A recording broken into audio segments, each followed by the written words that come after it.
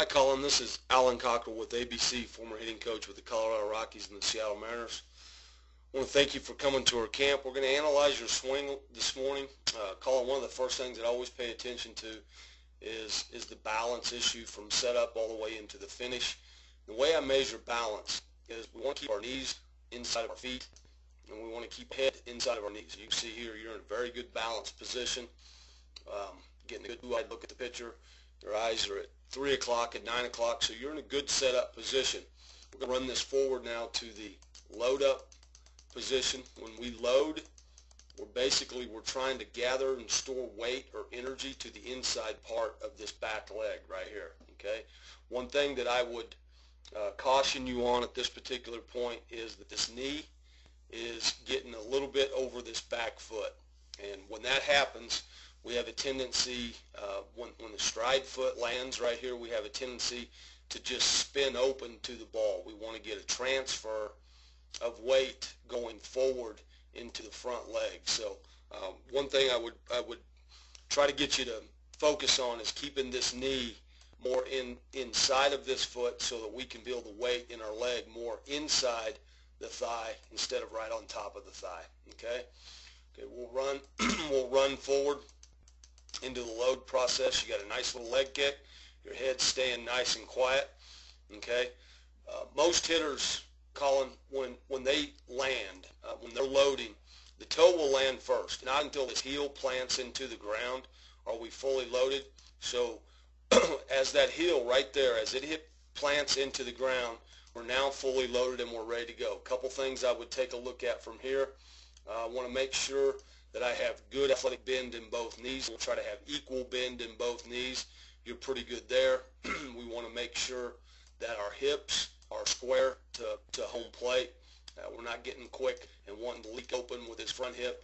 And you are a little bit, but not terribly bad. The biggest thing that I see right here, Colin, is your stride foot.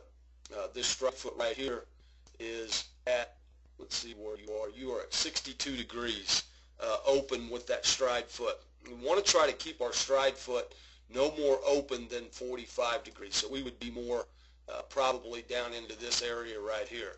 The more open your stride foot gets, it causes this front side to want to leak open too quickly. It makes it difficult to handle pitches on the outer half of the plate or outer third of the plate.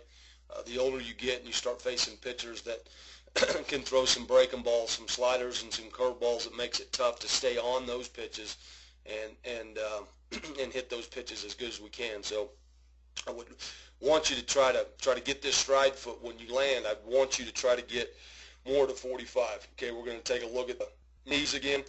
We're starting to get this knee back inside, and this knee is inside as well. So we're in a pretty good position there. All right, we're going to run this forward now. We have the first move with the lower half is the knee. All the weight that we had gathered into here, we're now going to transfer that weight forward. We're going to transfer it to the inside part of my stride thigh. Okay, that's the lower half gives us direction to the baseball, and it also gives us drive and power. So basically in a sense, our legs provide power, but the stride foot being too far open will only allow us to go our direction to go to a ball that's middle in effectively. So just a little open there, and we're a little quick with this front hip wanting to leak out. Okay, now once the lower half starts to drive forward to the ball, this back elbow is going to drop down in the slot. That's going to be the first move that our hands start to make forward. It'll drop down in the slot next to the rib cage and the back hip. Okay, so we'll see where we get to there. Your elbow drops good. At this point, we have a connection. We have the shoulder, the elbow, and the back hip are all in alignment, and that's a good connection. That adds up with the power that the lower half is providing. So we're in a good shape there. Now the hands will start to work forward in front of the body. We'll run this forward and see where we get to. Your hands are working forward good. We can see we get a middle in pitch, and you're right on this ball. Okay, at this particular point, I see that you're palm down with your hands. That's good. That's strong. I see that your head and eyes are looking right down the barrel of the bat. That is a good position to be in. It's important for you to know, Colin, as soon as your head and eyes come up off the hitting area, then the barrel barrel of your bat is going to follow that as well. So we don't get the full extension if we don't keep our head and eyes there at contact. In fact, one of the things that we practice with our hitters a lot is head and eyes are in the hitting zone for at least one count after contact, and that just allows that, ensures that we're going to get this full extension with the barrel of the bat. Your head and eyes have stayed down in the zone very, very well, okay? So we'll just run it forward to the finish of the swing. You finish under balance. You get a good full backside turn. Okay, the thing that we're going to focus on with you is we're going to try to make sure that these knees right here, instead of this knee being outside this foot, we're going to make sure that this knee stays inside your foot, in your load, okay? We're going to try to feel the weight on the inside part of that thigh. Now, when your foot gets down, and when I say foot gets down, not just the toe, but that back heel is going to plant all the way down into the ground. Now, we're going to try to get this stride foot more at a 45-degree angle, and that's going to keep your front hip in there just a little bit longer. We won't be so spinning open the front hips to start our swing, okay?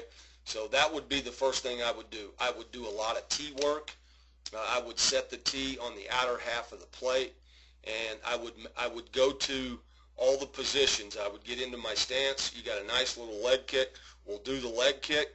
We'll set our foot down, and we'll make sure that our knees are inside of our feet right here, and we'll make sure that the stride foot is no more open than a 45, okay? Then, once we get to that position, now we can go ahead and drive this back knee to the inside part of the front thigh, transfer that weight, drop the elbow down as you do right there. Everything's good there.